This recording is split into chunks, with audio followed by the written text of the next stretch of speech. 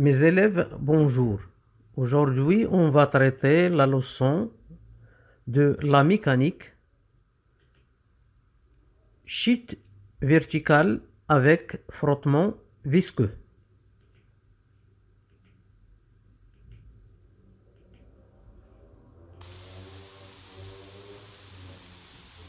Soit un solide sphérique S de centre d'inertie G, de masse M, de volume V et de masse volumique ρ S, qui est lâché sans vitesse initiale, c'est-à-dire V0 égale 0, dans un fluide de masse volumique ρ F. Si R est le rayon de S, alors V égale 4 tiers P R3. Donc, pour étudier le mouvement de ce corps, on va choisir un axe vertical OZ orienté vers le bas et dirigé par un vecteur unitaire K. L'équation différentielle du mouvement de G. Système étudié, le solide S, bilan des forces, le poids, P égale mg avec la masse M du solide, M égale ρS fois V. La poussée d'Archimède, FA égale ρF VL G. VL, volume du fluide déplacé. VL égale V si l'eau solide S est totalement immergée dans le fluide. La force de frottement visqueux, F égale moins K Vg à la puissance N fois le vecteur unitaire K de l'axe OZ. K, c'est une constante qui dépend de la viscosité du fluide et de la forme du solide. Application de la deuxième loi de Newton dans le repère galiléen OK. Somme des forces extérieures égale M à G. C'est-à-dire P plus FA plus la force de frottement visqueux est égale au produit de la masse du solide S et de son vecteur accélération AG.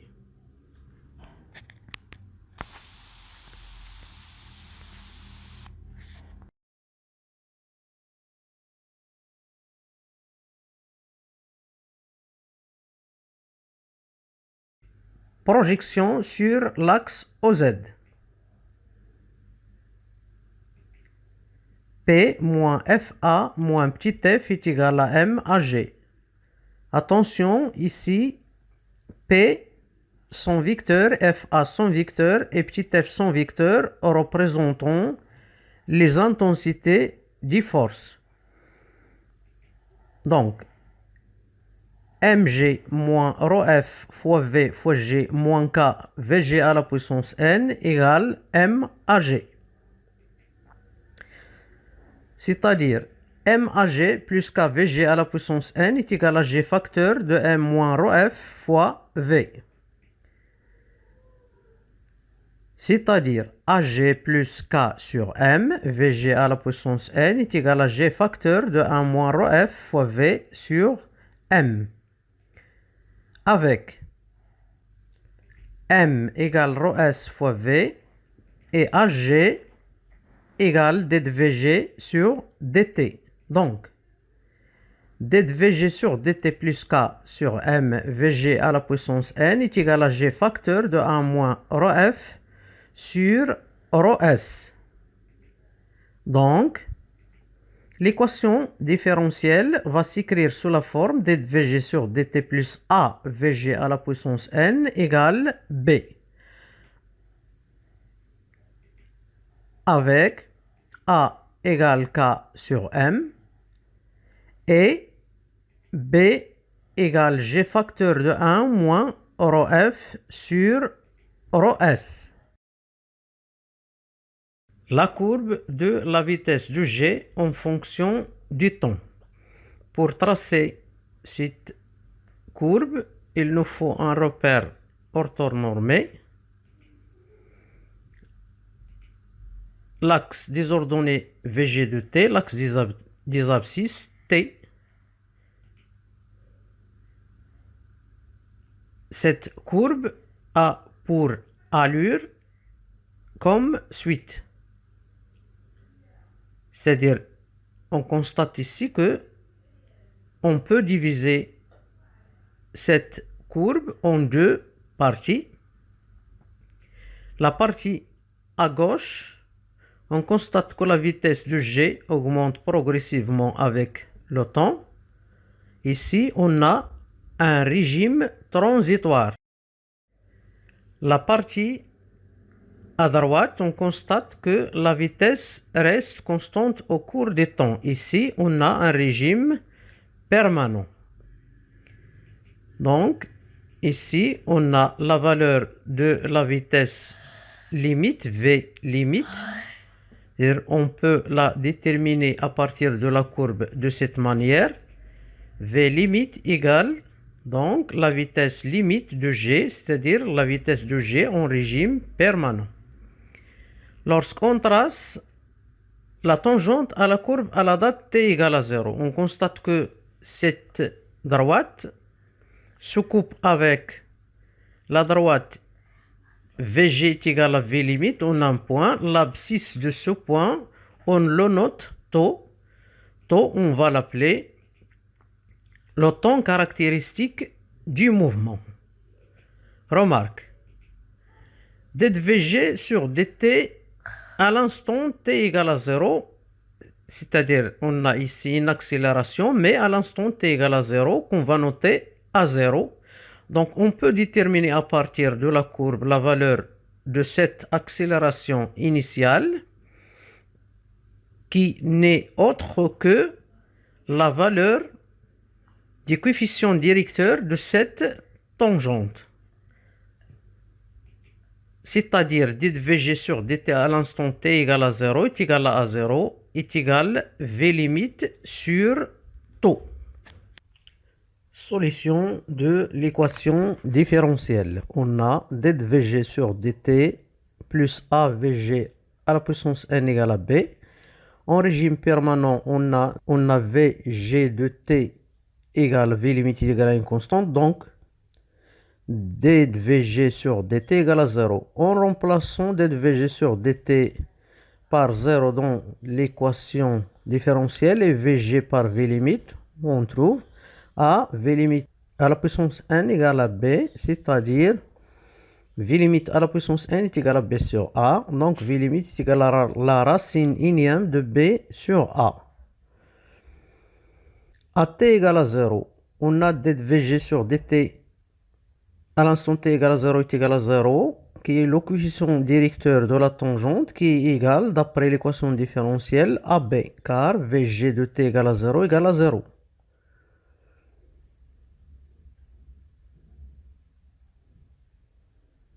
Dans le cas où n égale à 1, la solution de l'équation différentielle s'écrit sous la forme Vg de t est égal à V limite facteur de 1 moins exponentielle moins t sur tau avec V limite égale à b sur a et tau est égal à 1 sur a. Résolution de l'équation différentielle par la méthode d'Euler.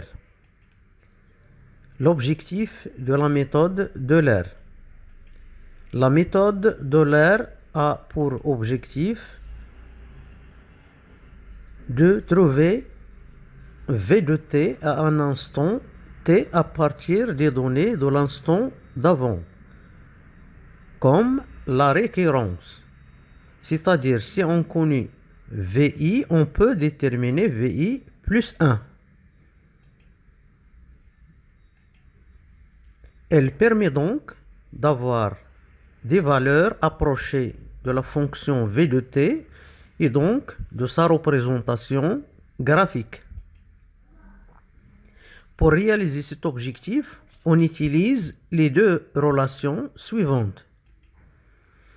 L'équation différentielle du mouvement du centre d'inertie G du solide S, qui s'écrit sous la forme dvg sur dt plus a vg égale à b, dvg sur dt est égal à ai et vg égale vi à l'instant ti. Donc cette relation est la relation 1 utilisée par Euler.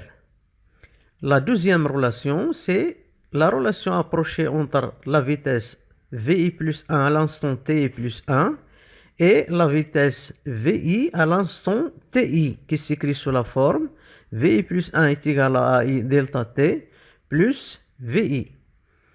C'est la relation 2 utilisée par Euler. Delta t, le pas de calcul qu'il faut fixer. Exemple. Soit la situation où l'équation différentielle du mouvement du G s'écrit sous la forme AI plus 5VI est égal à 7,6, relation 1.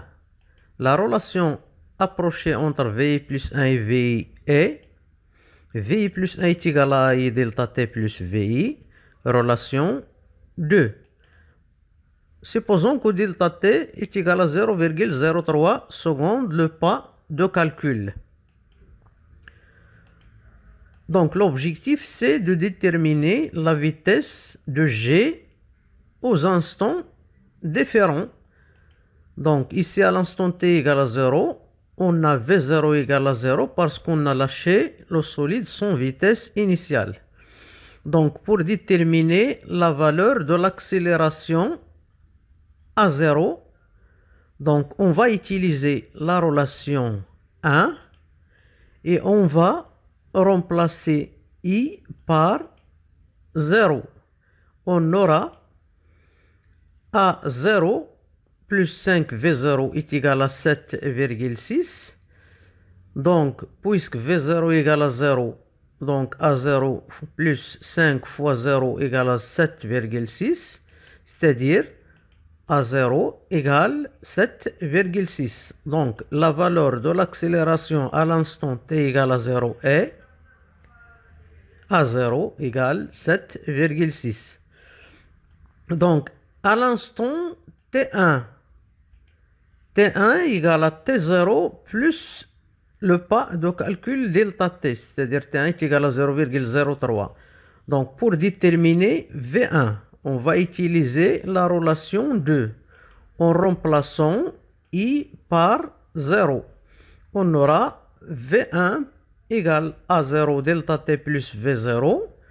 Donc, on va remplacer à 0 par sa valeur, delta T par sa valeur, et puisque V0 égale à 0, on aura V1 est égal à 7,6 fois 0,03 plus 0, c'est-à-dire V1 égale 0,23 mètres par seconde. Donc la valeur de la vitesse à l'instant T1 est égale à delta T et V1 égale à 0,23. Donc pour déterminer la valeur de l'accélération à l'instant T1, c'est-à-dire A1, on va utiliser la relation 1 en remplaçant I par 1. On aura A1 plus 5 V1 égale à 7,6, c'est-à-dire A1 est égal à 7,6 moins 5 V1. En remplaçant V1 par sa valeur, on trouve A1 est égal à 7,6 moins 5 fois 0,23, c'est-à-dire A1 est égal à 6,45 mètres secondes moins 2. Donc la valeur de l'accélération A1 est A1 est égal à 6,45. Donc, pour déterminer à l'instant T2, c'est-à-dire T2 qui est égal à T1 plus delta T, c'est-à-dire T2 est égal à 0,06. Pour déterminer la valeur de la vitesse V2, donc on va essayer d'utiliser de la même manière la relation 2 en remplaçant I par 1. Donc V2 est égal à 1 delta T plus V1, c'est-à-dire V2 est égal à 6,45 fois 0,03 plus 0,23, c'est-à-dire V2 égale 0,42 mètres par seconde. Donc la valeur de l'accélération V2 est 0,42. Donc pour déterminer l'accélération A2 à l'instant T2, on va utiliser la relation 1 en remplaçant I par 2. On aura A2 plus 5 V2 égale 7,6, c'est-à-dire A2 est égal à 7,6 moins 5 V2. En remplaçant V2 par sa valeur, on trouve A2 est égal à 7,6 moins 5 fois 0,42, c'est-à-dire A2 est égal à 5,5 mètres secondes moins 2. Donc, A2 est égal à 5,5. Donc, de la même manière, pour déterminer la vitesse V2 à l'instant T3, on va utiliser la relation 2. On trouve V3 est égal à 0,58. Pour déterminer l'accélération A3, on va utiliser la relation 1. Pour déterminer V4 et A4, de la même manière, pour V4, on utilise la relation 2. Pour A4, on utilise la relation 1.